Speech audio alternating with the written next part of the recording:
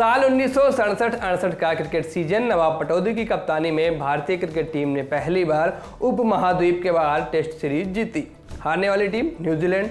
अगले ही बरस भारत दौरे पर आई। ब्रिबोर्न स्टेडियम में भारत ने पहला टेस्ट 60 रन से जीता और नागपुर में अगला मैच 167 रन से हारे। अब बारी थी हैदराबाद टेस्ट की। दोनों टीम्स हैदराबाद पहुंची।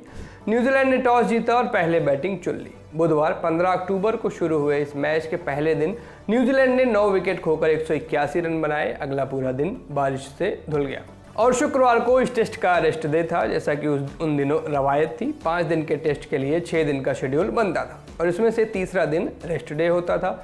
रेस्ट डे के बाद जब दोनों टीम्स 18 अक्टूबर को मैदान में लौटी तो नज़ारे अजब थे। पिच पर मस्त घास जमी हुई थी। कायदे से इस घास को पहले ही काट दिया जाना चाहिए था, लेकिन कायदा मानता कौन है इस देश में। तो कायदे नहीं माने गए और पिच पर घास के साथ 2 बड़े पैच भी नमूदार हुए।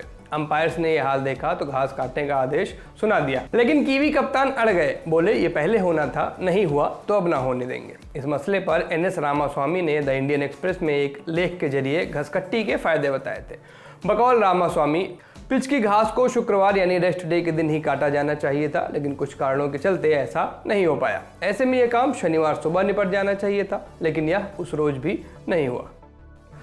बचा कीवी बल्लेबाज तो जल्दी निपट गया, लेकिन अब घसियाली पिच पर भारत के बल्लेबाजों को खेलना था और उनके सामने थे डेल हेडली, ब्रूस टेलर और बॉब कनिस। हेडली की अगुवाई में इन बॉलर्स ने पिच की घास से ज़्यादा भारतीय बल्लेबाजों की मानसिक हालत से खेला और ऐसा खेला कि टीम इंडिया 89 रन पर खेत रही। 4 भारतीय बल्लेबाजों के खाते नहीं खुले, जबकि 3 सिंगल डिजिट में निपटे। न्यूजीलैंड की ओर से हेडली ने 4 जबकि कनिस ने 3 विकेट लिए। अब अगर आप हेडली पर अटक गए हैं और सोच रहे हैं कि मैं सर रिचर्ड हेडली का नाम डेल क्यों लिख रहा हूँ, तो रुकिए, ये टेस्ट खत्म करते हैं, फिर आपकी शंका का समाधान भी कर देंगे। हाँ, तो न्यूजीलैंड ने दूसरी पारी 175 रन पर 8 विकेट खोकर घोषित की, लेकिन भारत की दूसरी पारी बहुत अच्छी नहीं हो पाई। टीम 7 विकेट खोकर किसी तरह 76 रन बना पाई और जैसे तैसे मैच बचाया। दूसरी पारी में हेडली और कनिस ने 3-3 विकेट आपस में बांटे। सीरीज 1-1 से ड्रॉ रही।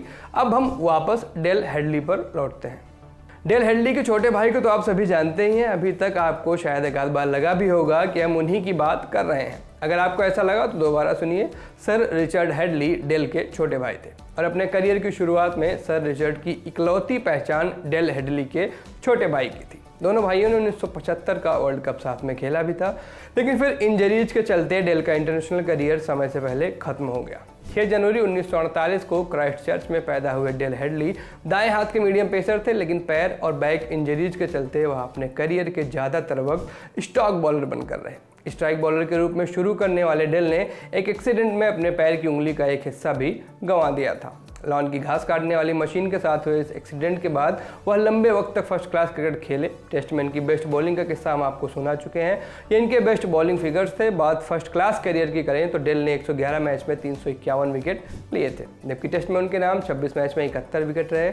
सर रिचर्ड ने अपने बड़े भाई के बारे में बात करते हुए क्रिकइन्फो से कहा था, उनका मेरे करियर पर बहुत प्रभाव रहा। मिड ऑन या मिड ऑफ पर फील्डिंग करते हुए वह एकाएक मुझसे कहते, अभी तक रिदम नहीं मिली है ना? मैं जवाब देता, नहीं, संघर्ष चल रहा है। और फिर वह कहते, अपना फ्रंट फुट अभी की तुलना में थोड़ा तेजी से नीचे लाओ, जिससे तुम्हें लैंड करने के लिए एक बेस और बॉडी को सपोर्ट मिले। ऐसी छोटी सी टिप से बड़ा बदलाव आता था। आज 75 साल के हुए डेल हेडली ने रिटायरमेंट के बाद कोच और क्रिकेट प्रशासक के रूप में भी बेहतरीन काम किया था। नमस्ते, मैं सूरज हूँ, आप सिली पॉइंट देख रहे थे। अब से हम सिली पॉइंट में ओपिनियन के साथ साथ ऐसे किस्से भी आपके लिए लाएंगे। ये बदलाव आपको कैसा लगा कमेंट्स में जरूर बताइएगा। शुक्रिया।